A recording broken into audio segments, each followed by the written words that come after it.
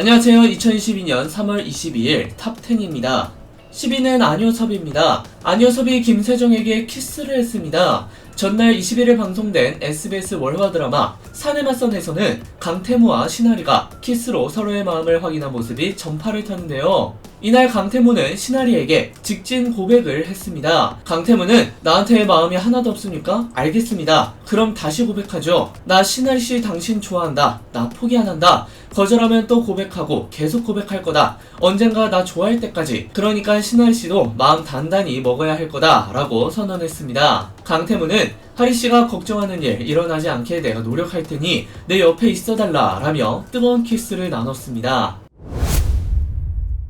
9위는 우크라이나입니다. 러시아의 우크라이나 침공에 붕괴해 국제의용군에 자원했던 한 프랑스인이 나흘 만에 귀국하여 현지 상황을 전했습니다. 베이젤은 당시 포격 현장에 400여 명의 의용군 지원자가 있었지만 그중 무기를 소지한 사람이 70명도 채 되지 않았다고 밝혔는데요. 2주간 군사훈련을 받지 않은 사람은 무기를 받지 못했기 때문입니다. 베이젤은 훈련을 마친 의용군 일부도 무기를 받지 못했다며 무기도 탄약도 전쟁을 치를 준비가 된 부대도 없이 남아있는 것은 죽음을 자초하는 행위와도 같았다라고 설명했습니다. 베이젤은 이날 폴란드로 넘어와 프랑스 대사관의 도움으로 이틀 뒤 겨우 프랑스 파리로 돌아올 수 있었습니다.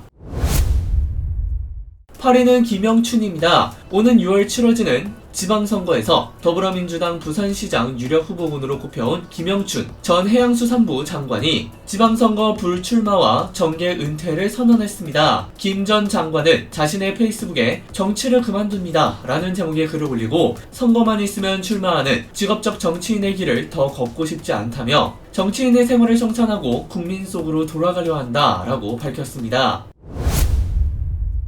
7위는 한국인 여부 확인 중입니다. 승객 132명이 탑승한 중국 동방항공 소속 보잉 737-800NG가 21일 오후 중국 남부 광시장족 자치구 우저우 텅현에 있는 산에 추락하는 사고가 발생했습니다. 중국 국영방송 CCTV 등 복수 매체에 따르면 동방항공 소속 MU5735 여객기는 이날 오후 1시 11분 쿤밍에서 출발해 광저우시에 있는 광저우 바이원 국제공항에 오후 3시 5분까지 도착할 예정이었지만 텅현 인근 산악지역에 추락했습니다. 아직 인명피해 상황은 파악되지 않고 있는데요. 주 광저우 한국총영사관은 여객기의 한국인 탑승 여부를 확인하고 있습니다.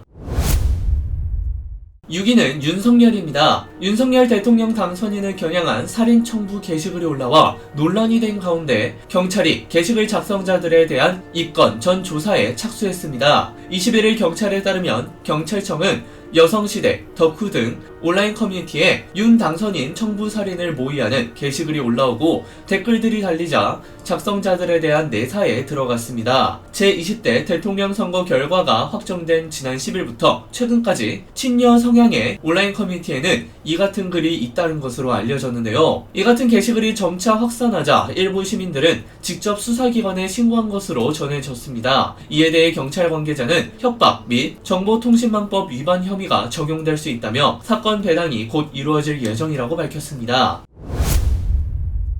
5위는 레드벨벳입니다. 레드벨벳이 컴백 1일차에 초동 앨범 판매량 기록을 세웠습니다. 한터 차트에 따르면 21일 컴백한 레드벨벳 미니 앨범 The Rebel Festival Feel My Rhythm 판매량은 약 22만 7천 장인데요. 이는 바로 전 앨범인 퀸덤 초동 기록 20만 7천 장을 컴백 1일 만에 뛰어넘은 기록입니다. 레드벨벳이 발표한 Feel My Rhythm 앨범은 바흐의 G선상의 아리아를 샘플링한 팝 댄스 곡으로 섬세하고 우아한 스트링 선율, 강렬한 트랩 비트, 멤버들의 환상적인 보컬 조화가 돋보이는 앨범입니다.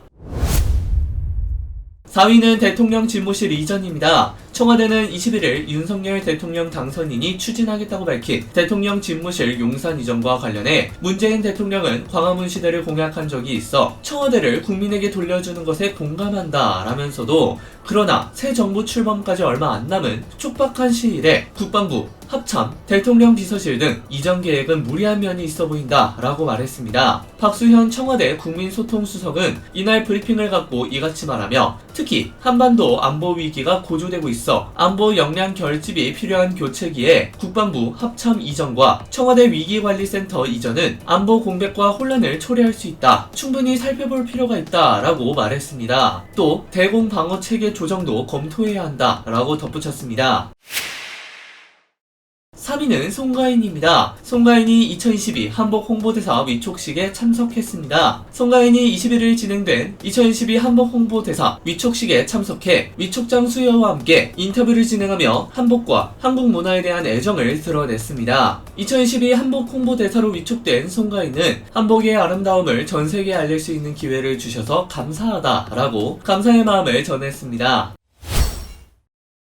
2위는 한국인 최초 금메달입니다. 스마일 점퍼 우상혁 선수가 한국 육상 역사의 길이 빛날 이정표를 세웠습니다. 우상혁 선수는 지난 20일 세르비아 베오그라드 스타크 아레나에서 열린 2022 세계 실내 육상 선수권 대회 남자 높이뛰기 결선에서 무려 2m 34cm를 뛰어넘어 우승을 따냈습니다. 이번 대회에 출전한 12명 중 유일하게 2m 34cm를 통과해 금메달을 확보한 우상혁 선수는 자신이 보유한 한국 기록 2m 36cm보다 높은 2m 37cm에 도전하는데요. 우상혁 선수는 1, 2차 시기에서 발을 건드린 뒤 3차 시기 도전은 포기했습니다. 군인 신분인 우상혁 선수는 특유의 거수경례 세레머니로 경기 종료를 알리고 손흥민 선수의 기념사진 세레머니도 펼쳐졌습니다.